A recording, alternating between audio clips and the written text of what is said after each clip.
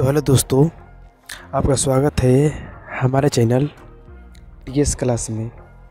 आज मैं class 10th का हिस्टोरी का यानी इतिहास का 40 ऑब्जेक्टिव क्वेश्चन लेकर आया हूँ, जो कि परीक्षा की दृष्टि से काफ़ी इम्पोर्टेंट है। और मैंने 4 ऑप्शन नहीं लिए हैं, सिर्फ उसका आंसर ही लिया है। क्योंकि होता क्या है कि जब हम ऑप्शन को देखते हैं तो ऐसा लगता है कि हम परीक्षा में जाएंगे तो ऑप्शन हमारे सामने आएगा और उसको हम टिक कर देंगे, लेकिन परीक्षा में कन्फ्यूजन हो जाता है। इसीलिए हमने उसका आंसर ही लिया है सीधे, और ये ऑब्जेक्टिव क्वेश्चन ही है। तो चलिए शुरू करता हूँ। पहला सवाल है, प्रश्न है, यंग यूरोप का संस्थापक कौन थे? उत्तर मेजनी। यंग यूरोप के संस्थापक कौन थे? उत्तर मेजनी। प्रश्न नंबर 2, मेटरनिक कौन था? ऑस्ट्रिया का चांसलर। मेटरनिक कौन था? उत्तर ऑस्ट्रिया का चांसलर था मेटरनिक। प्रश्न नंबर 3, गैरिबाल्डी पेशे से क्या था? उत्तर नाविक। गैरिबाल्डी पेशे से क्या था? उत्तर नाविक। तो आपको ध्यान रखना है कि गैरिबाल्डी पेशे से नाविक था। प्रश्न नंबर 4, यंग इटली की स्थापना किसने की थी? उत्तर मेजनी ने। यंग इटली की स्थापना किसने की थी? उत्तर मेजनी ने की थी। प्रश्न नंबर 5,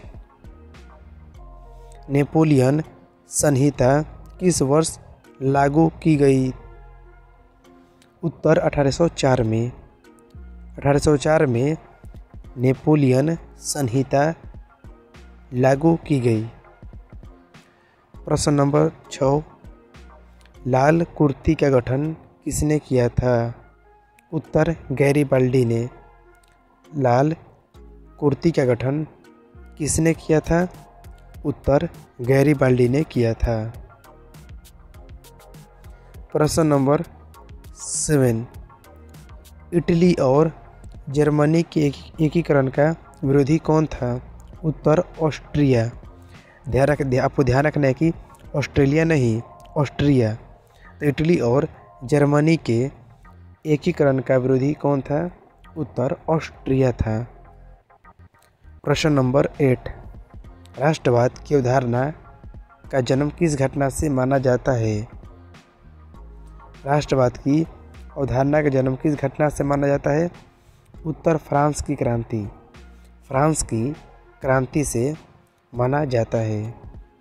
प्रश्न नंबर 9, इटली किस महादेश में है? उत्तर यूरोप में। इटली किस महादेश में है? उत्तर यूरोप महादेश में इटली स्थित है। प्रश्न नंबर 10, जर्मनी किस महादेश में है? उत्तर यूरोप में। जर्मनी किस महादेश में है? उत्तर यूरोप महादेश में है। प्रश्न 11, मेटरनिक व्यवस्था का उद्देश्य क्या था? पुरातन व्यवस्था की पुनर्स्थापना करना। तो मेटरनिक व्यवस्था का उद्देश्य क्या था? पुरातन व्यवस्था की पुनर्स्थापना करना।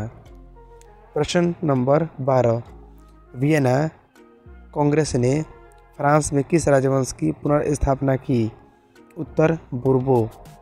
तो वियना कांग्रेस ने फ्रांस में किस राजवंश की पुनर्स्थापना की?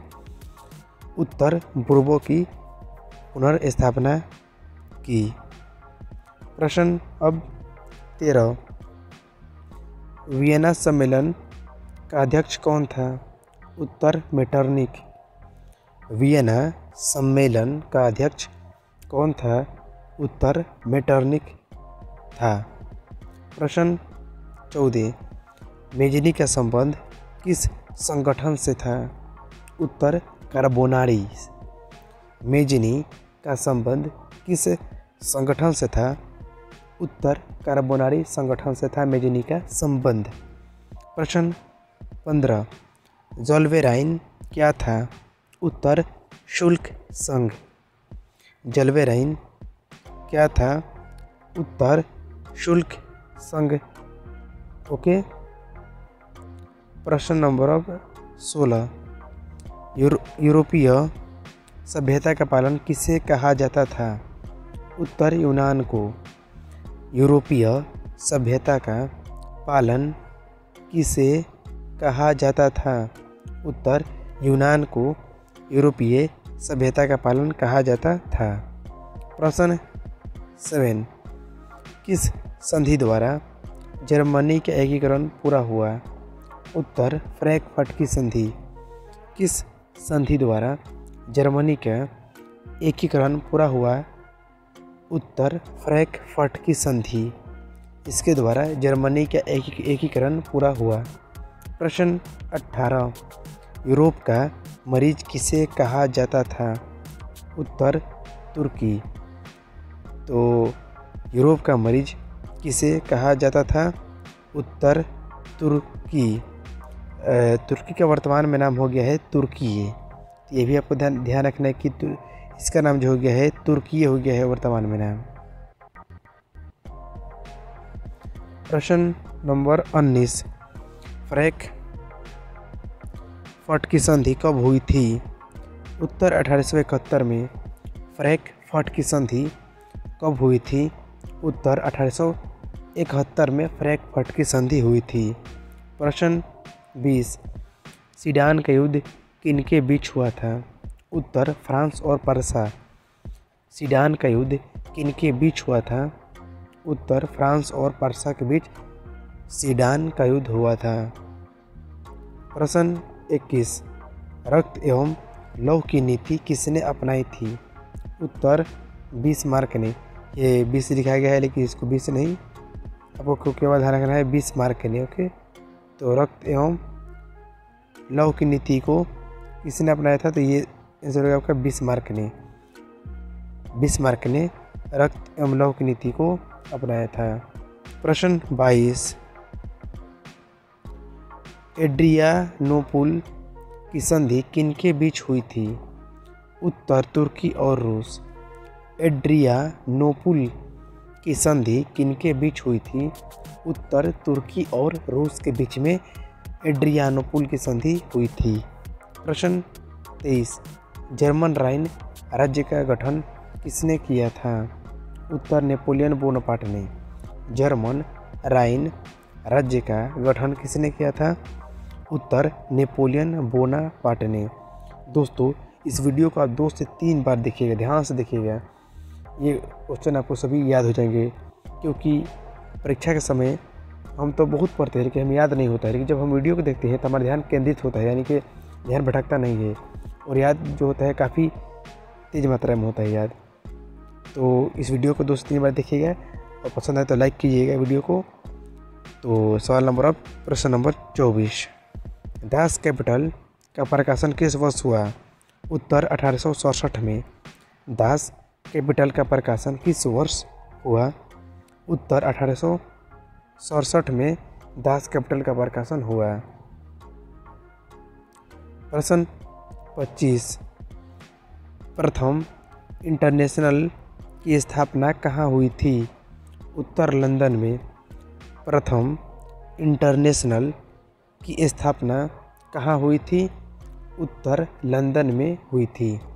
प्रश्न 26 प्रथम इंटरनेशनल की स्थापना कब हुई थी? उत्तर 1864 में। प्रथम इंटरनेशनल की स्थापना कब हुई थी? उत्तर 1864 में हुई थी। प्रश्न 27 द्वितीय इंटरनेशनल की स्थापना कहाँ हुई थी? उत्तर पेरिस में। द्वितीय इंटरनेशनल की स्थापना कहाँ हुई थी?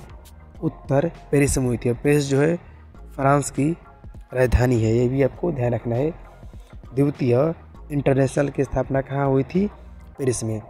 मैं क्वेश्चन को 2 से 3 बार रिपीट कर रहा हूँ ताकि आपको इसी वीडियो में याद हो जाए। प्रश्न 28, द्वितीय इंटरनेशनल की स्थापना कब हुई थी? उत्तर 1889 में। तो द्वितीय इंटरनेशनल की स्थापना कब हुई थी? उत्तर 1889 और 1889 भी कहिए, तो इसी में द्वितीय इंटरनेशनल की स्थापना हुई थी। प्रश्न 29, सोवियत संघ का विघटन किस वर्ष हुआ? उत्तर 1991 में। सोवियत संघ का विघटन किस वर्ष हुआ? उत्तर 1991 में। प्रश्न 30, इंग्लैंड में समाजवाद का जनक किसे माना जाता है? उत्तर रॉबर्ट ओवेन को। इंग्लैंड में समाजवाद का जनक किसे माना जाता है? उत्तर रॉबर्ट ओवेन को इंग्लैंड में समाजवाद का जनक माना जाता है। प्रश्न अब 31, लेनिन की मृत्यु किस वर्ष हुई थी? उत्तर 1924 में। लेनिन की मृत्यु किस वर्ष हुई थी? उत्तर 1924 में लेनिन की मृत्यु हुई थी। प्रश्न 32, कम्युनिस्ट मैनिफेस्टो के लेखक थे? उत्तर कार्ल मार्क्स और फ्रेडरिक एंगल्स। कम्युनिस्ट मैनिफेस्टो के लेखक थे? उत्तर कार्ल मार्क्स और फ्रेडरिक एंगल्स, ये थे कम्युनिस्ट मैनिफेस्टो के लेखक। प्रश्न 33, कार्ल मार्क्स का जन्म कहाँ हुआ था? उत्तर जर्मनी में। कार्ल मार्क्स का जन्म कहाँ हुआ था? उत्तर जर्मनी में हुआ था कार्ल मार्क्स का जन्म। प्रश्न अब 34, बोल्शेविक क्रांति कब हुई थी? उत्तर नवंबर 1917 में। बोल्शेविक क्रांति कब हुई थी? उत्तर नवंबर 1917 में बोल्शेविक क्रांति हुई थी।